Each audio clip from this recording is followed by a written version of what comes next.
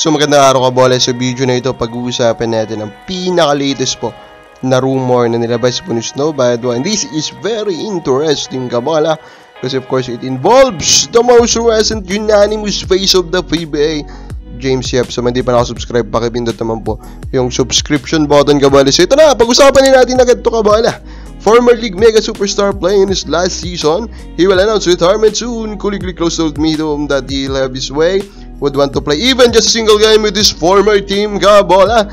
At bigay na bigay po ito kabola. So it is James Yap and he wants to play for Magnolia Jets. If you do not remember po, siya po ay na-trade sa Reno Shine kapalit po ni Polly. At obviously, at this point, obvious po na ang panalo sa trade na yon is wala na pong iba kundi Magnolia. Kasi up to this point, diba, Polly is a starting caliber player po. While James Yap is already not a starting caliber. He is not even a rotation player, caliber player now. Diba? Hate that if you want kabola, pero that is the reality. If you watch him play kabola, talagang mabagal na po siyang gumalaw. Pero of course, the shooting touch is still there kabola. Pero, hindi rin naman of course natin pwedeng ipagsawalang bahala that this guy has been the most recent unanimous face of the PBA.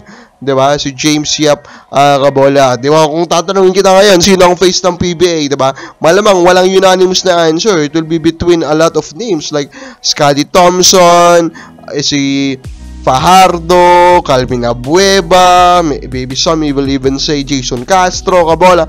Pero back in those days po kung saan prime MVP level player po si James Yap, it's always James Yap kabola. Now, up to this point, of course, isa pa rin malaking question kung bakit po siya trinade po ng Pure Foods during that time. Now, gusto niya maglaro po sa Magnolia or sa Pure Foods and hindi naman niya nakakagulat kasi of course, dun po siya naging superstar. So, malamang lahat naman siguro ng player, ayos lahat po yan, gusto nila mag-retire po sa team kung saan sila sumikat. Now, I want to suggest trades kabola that could make that happen. The best trade for Reno Shine is of course a first round pick for James Yap type of trade.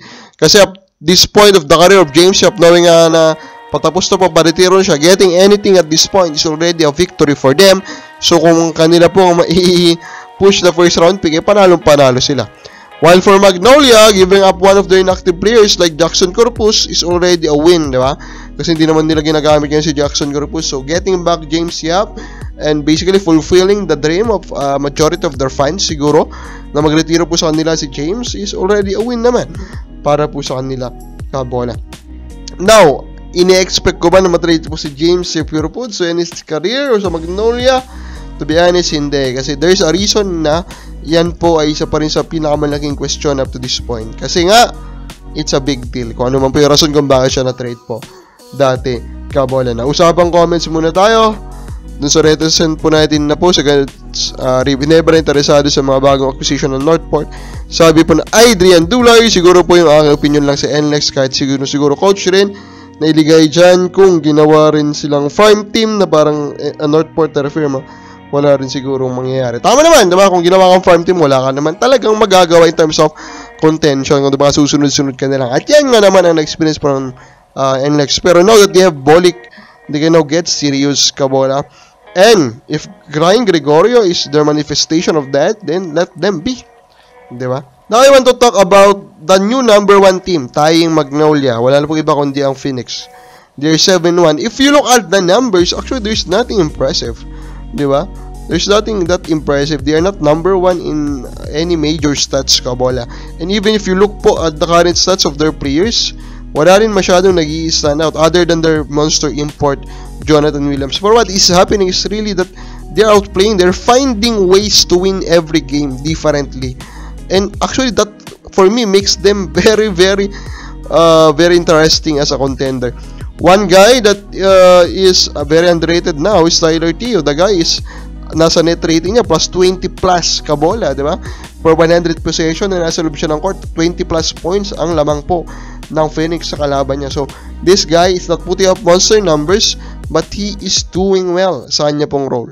So, kapag sa pregame mo, bakit po nagpapanalo ang Phoenix? At kaya ba nila talaga mag-champion? Kami lang po sa baba.